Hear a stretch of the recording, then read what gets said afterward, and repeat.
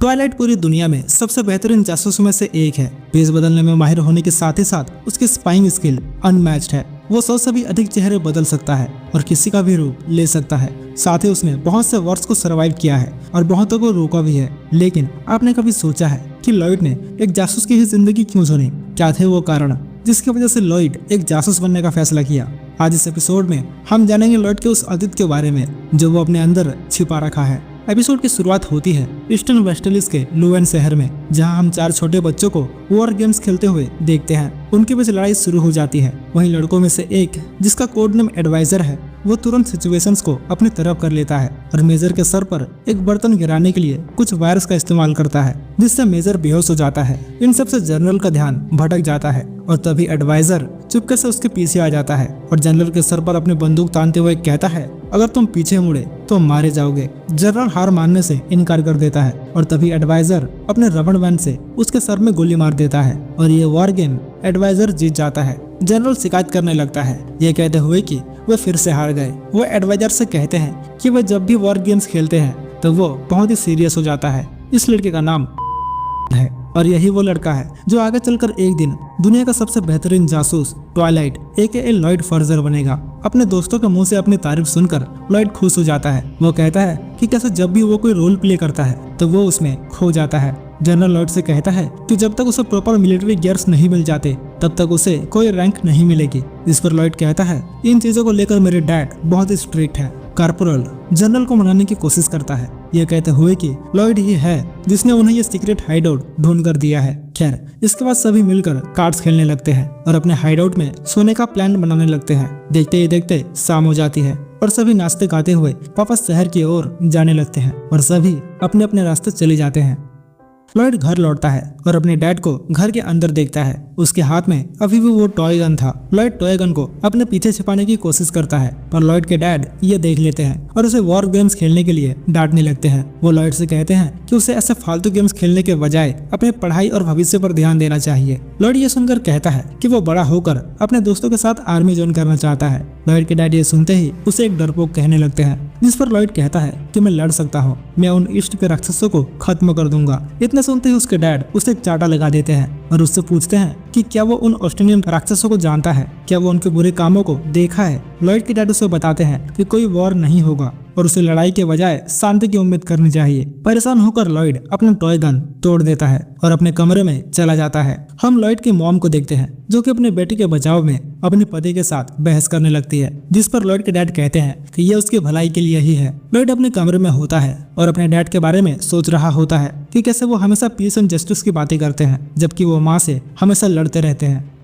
अगले दिन लॉयड अपने दोस्तों के साथ शहर में घूम रहा होता है। तभी उन्हें कुछ बड़े लोग शहर में लगने वाले मेले में मदद करने के लिए बुलाते हैं। बड़ों की मदद करते हुए लॉयड उनसे एक सवाल करता है। वो पूछता है कि क्या सच में कोई वॉर होगा। बड़े उसे यकीन दिलाते हैं कि ईस्ट और वेस्ट के बीच एक नए समझौते ने इस तरह के कॉन्फ्लिक्ट्स को समाप्त कर दिया है। जनरल लॉयड को चिढ़ाते हुए कहता है कि चाहे वॉर हो या ना हो, जब तक लॉयड के पास प्रॉपर मिलिट्री गियर्स नहीं आ जाते तब तक उसे आर्मी में शामिल नहीं किया जाएगा। ये सुनने के बाद लॉयड को अपने टॉय गन की याद आती है जिसे उसने तोड़ दिया था। घर लौटकर लॉयड अपने डैड को देखता है जो कि बिजनेस ट्रिप पर जाने की तैयारी कर रहे होते हैं। लॉयड उन्हें एक बुक के बारे में बताता है जो उसे स्कूल के लिए चाहिए था। लॉयड बुक खरीदने के लिए अपने डैड से पॉकेट मनी मांगता है। वहीं उसके डैड उसकी ये बातें सुनकर खुश हो जाते हैं और खुशी खुशी उसे पॉकेट मनी दे देते हैं। लॉयड ये देखकर हैरान हो जाता है। लॉयड के डैड लॉयड से प्रॉमिस करते हैं, यह कहते हुए कि बिजनेस ट्रिप से लौटने के बाद वो उसे शहर में लगने वाले मेले में घुमाने ले जाएंगे।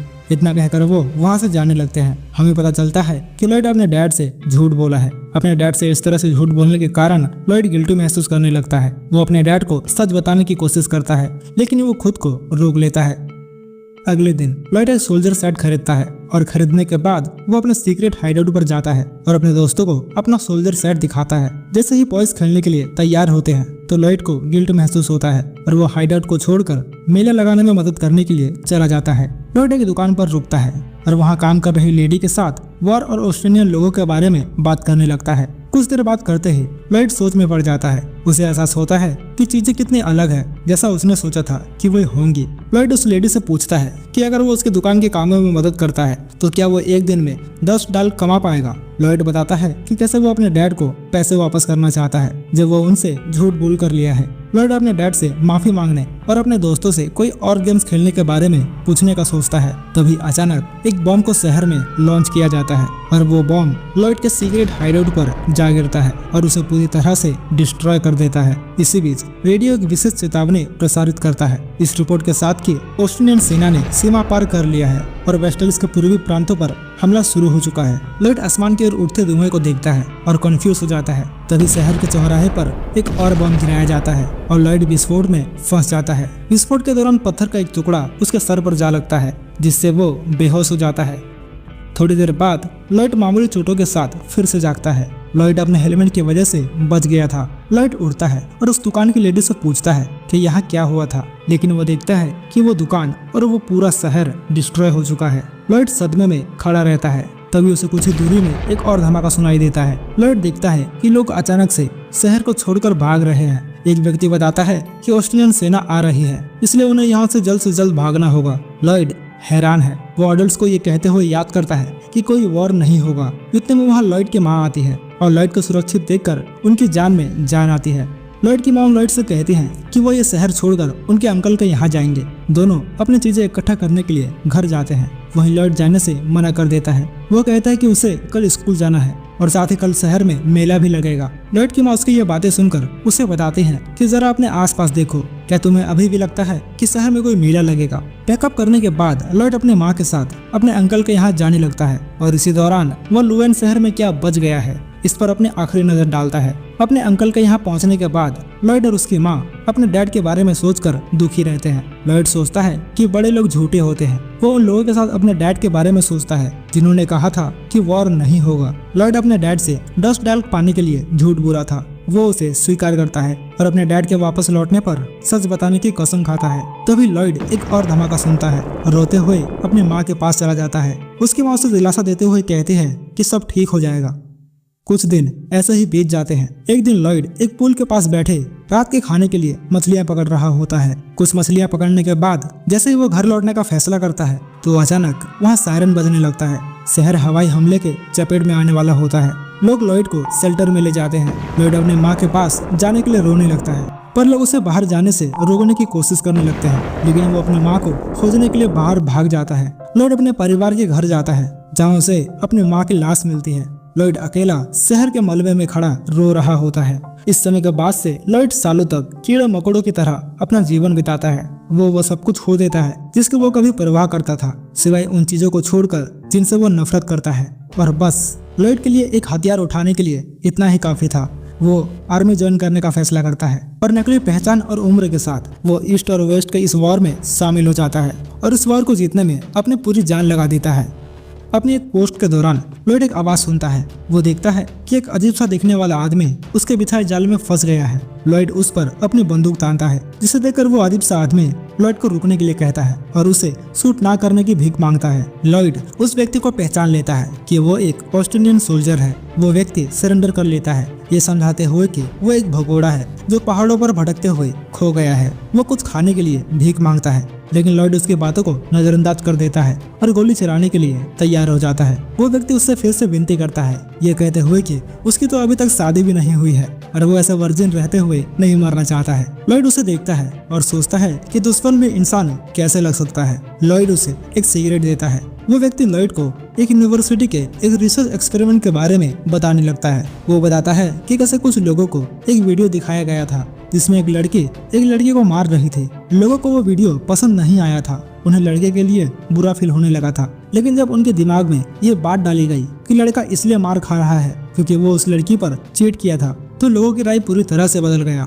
लॉयड उस व्यक्ति को मुद्दे पर आने के लिए कहता है। वो व्यक्ति ये बताता है कि कैसे ये पूरी लड़ाई व्यर्थ है, जो एक डिप्लोमेटिक फेलियर के कारण होता है और आम लोगों को एक दूसरे से लड़ने के लिए मजबूर किया जाता है। लॉयड स्ट्रांगली बिलीव करता है कि ये वॉर ऑस्ट्रेलिया ने शुरू किया है, जिस पर वो व्यक्ति कहता है कि ऑस्ट्रेलिया में भी यही कहा जाता है कि ये वॉर वेस्टलिस ने शुरू किया है। साथ ही वो लुएन शहर की बमबारी के बारे में भी बात करता है, ये कहते हुए कि वो एक फॉल्स फ्लैग ऑपरेशन था। लॉयड ये सुनकर भड़क जाता है और अपनी बंदूक उस व्यक्ति पर तानता है, ये कहते हुए कि उन बमबारियों ने उससे उसके सभी दोस्तों को छीन लिया। लॉयड उस व्यक्ति को नीचे गिरा देता है और ऑस्ट्रेलिया पर उससे सब कुछ छीन लेने का आरोप लगाता है और उस व्यक्ति को गोली मारने के लिए तैयार हो जाता है। लॉयड अपने पिता के कई शब्दों को याद करता है जो उससे पूछते हैं कि क्या वो ऑस्ट्रेलियन राक्षसों को जानता है और उनके बुरे कामों को देखा है। Back in the present Lloyd हाँ कहता है। यही वजह है कि वो सभी की मौतों का बदला लेने के लिए उनके साथ भी यही करेगा।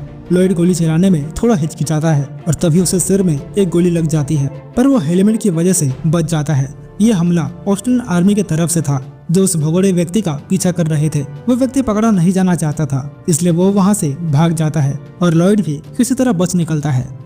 मल्टीपल इंजरी के बाद लॉयड को ठीक होने के लिए फ्रंट लाइन से बाहर भेज दिया जाता है और ठीक होने के दौरान एक दिन लॉयड अपने बचपन के दोस्त जनरल कार्पोलर और मेजर के साथ फिर से मिलता है जो बमबारी में बच गए थे। सभी लॉयड को देखकर खुश हो जाते हैं। वहीं लॉयड की आंखों में भी आंसू बहने लगते हैं। लॉयड बहुत ही खुश था। वो उन्हें एक रेस्टोरेंट पर खाने के लिए इनवाइट करता है, पर तीनों मना कर देते हैं, ये कहते हुए कि उन्हें आज रात एक मिलिट्री कैंपेन में तैनात किया जाएगा। वो लौटने के बाद बाहर घूमने जाने का प्रॉमिस करते हैं, लेकिन वो वापस नहीं लौटते हैं। कुछ दिनों बाद लॉयड को पता चलता है कि जिस ऑपरेशन के लिए उन्हें चुना गया था वो लापरवाही से प्लान किया गया था और जो कुछ भी उनके दोस्तों का वापस आया वो सिर्फ उनका डॉग टैग्स था। इस हादसे के बाद लॉयड नॉलेज और पावर पर विचार करता है कि कैसे वो शुरू से ही कुछ भी नहीं जानता था। कानड़ जाने बिना ही और अपने कंक्लूजन पर पहुंचे बिना ही वो एक बंदूक उठा लिया और अपने दुश्मनों से लड़ने के लिए अपने देश के आदेशों का पालन करने लगा। लॉयड ये कंक्लूजन निकालता है कि ज्ञान का ना होना एक कमजोरी है और ऐसी कमजोरी रखना एक पाप है।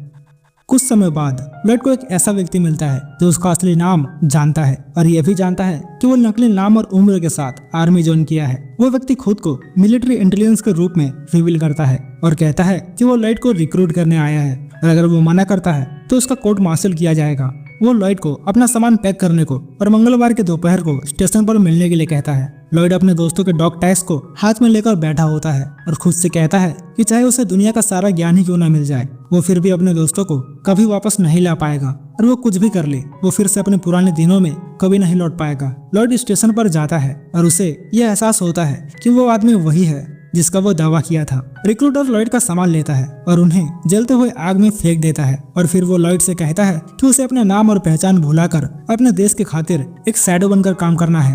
लॉयड ये सुनकर कहता है मुझे कोई परवाह नहीं है, वैसे भी अब कोई नहीं बचा है जो मेरा असली नाम जानता हो और न ही मुझे अपने देश और वॉर जीतने की कोई परवाह है। रिक्रूटर लॉयड से पूछता है फिर तुम्हारे यहाँ आने की वजह क्या है। लॉयड कुछ बच्चों के एक ग्रुप को देखता है जो उनके पास से गुजर रहे होते हैं। उन्हें देखकर लॉयड कहता है कि कोई वजह नहीं।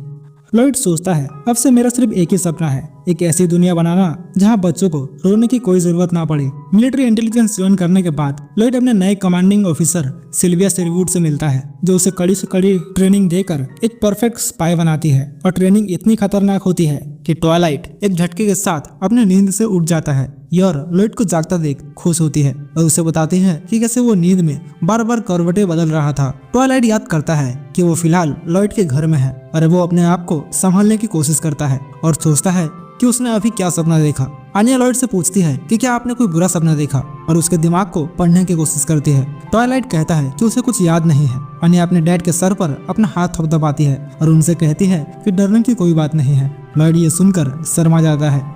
लॉयड पूछता है कि वो सोफे पर क्यों सो रहा था, जिस पर आनिया उसे याद दिलाती है कि कैसे आज उसे स्कूल में एक टोरेंटोरस बोल्ट मिला और ये खबर सुनते ही वो बेहोश हो गया था। लॉयड को जल्द ही चिंता होने लगती है कि इससे ऑपरेशन स्ट्रिक्स को कितना नुकसान होगा। वहीं हम आनिया को देखते हैं जो कि इस गड़बड़ी के लिए माफी मांगती है। लॉयड आनिया से पूछता है कि क्या इससे वो और डेमियन करीब आ गए। आनिया हाँ कहती है। लॉयड ये सुनकर कहता है कि ये तो अच्छी बात है। लॉयड अपने पुराने दोस्तों के बारे में सोचता है और आनिया से कहता है कि दोस्त बहुत इंपॉर्टेंट होते हैं और हमें उन्हें संजोर कर रखना चाहिए। आनिया और योर ये सुनकर हैरान हो जाते हैं और चुपचाप लॉयड को देखने लगते हैं, लेकिन तभी बॉन्ड के पेट में से चूहे दौड़ने की आवाज आने लगती है, जिसे सुनकर लॉयड डिनर बनाने का फैसला करता है। इसके बाद फॉर्जर फैमिली साथ बैठकर डिनर करते हैं और ये एपिसोड यही समाप्त हो जाता है। तो दोस्तों आपको ये वीडियो कैसे लगी नीचे कमेंट करके जरूर बताइएगा और वीडियो पसंद आई तो इसे एक लाइक करके अपने दोस्तों के साथ शेयर जरूर से करिएगा। और हाँ, इसी तरह की और वीडियोस देखने के लिए हमारे चैनल को सब्सक्राइब करके बेल आइकन को ऑल पे जरूर सेट करिएगा। तो मिलते हैं आपसे अगले एपिसोड में। इस वीडियो को देखने के लिए आपका बहुत बहुत धन्यवाद।